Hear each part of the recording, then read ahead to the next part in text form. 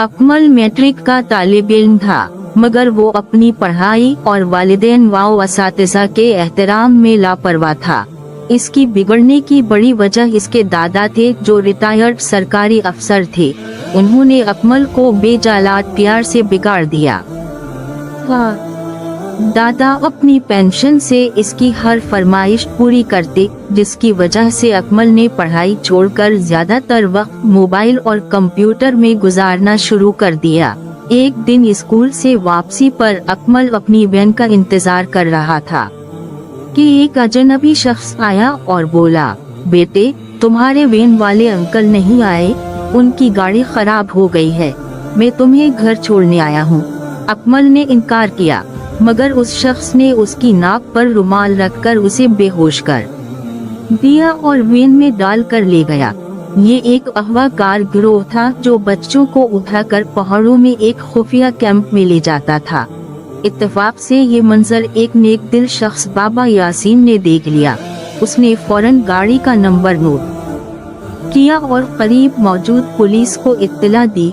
Police हरकत में आई, मगर अगवाकार गाड़ी समेत गायब हो गए। ये एक महीने में बच्चों के अगवा की 5वीं वारदात थी, जिससे शहर में खौफ फैल गया। जब अकमल के घर वालों को खबर मिली तो उन पर क़यामत टूट पड़ी। इसकी वालिदा रोती रहती थी और वालिद हर तरफ उसे तलाश करते। दूसरी तरफ अकमल को होश आया तो वो एक कमरे में था जहाँ कई बच्चे पहले से मौजूद थे। इन्हें दाल रोटी दी जाती और सख्ती से काम करवाया जाता। अकमल को पत्थर तोड़ने के काम पर लगा दिया गया। अकमल को वहाँ 20 दिन गुजर गए। बच्चों की निगरानी एक शख्स अमीर अली करता था, जो दरअसल खुद भी धोखे से वहाँ लाया गया था।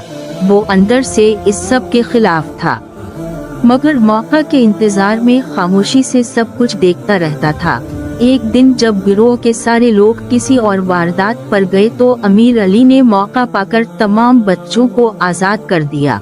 वो सब दुश्वार पहाड़ी रास्तों से निकलकर बड़ी सड़क तक पहुँचे। काफी देर बाद एक ट्रक आया तो उन्होंने ड्राइवर को अपनी हालत बताई। ड्राइवर हमदर्द था, उसने फौरन सबको शहर पहुंचा दिया। पुलिस ने फौरन कार्रवाई की और अमीर अली की निशानदही पर अगवाकारों के ठिकाने पर छापा मारा। कई मुजरिम गिरफ्तार हुए और बाकियों को भी पकड़ लिया गया। तमाम बच्चे बहिफाजत अपने घरों को पहुंच गए। अकमल के वालिदैन अपने बेटे को देखकर खुशी के मारे रो पड़े। इस वाक़ये ने अकमल की जिंदगी बदल दी। अब वो समझ चुका था कि जिंदगी में असल नेमत वालिदैन का प्यार और उनकी बात मानना है। उसने अहद किया कि वो कभी लापरवाही नहीं करेगा और दिल लगाकर पढ़ाई करेगा।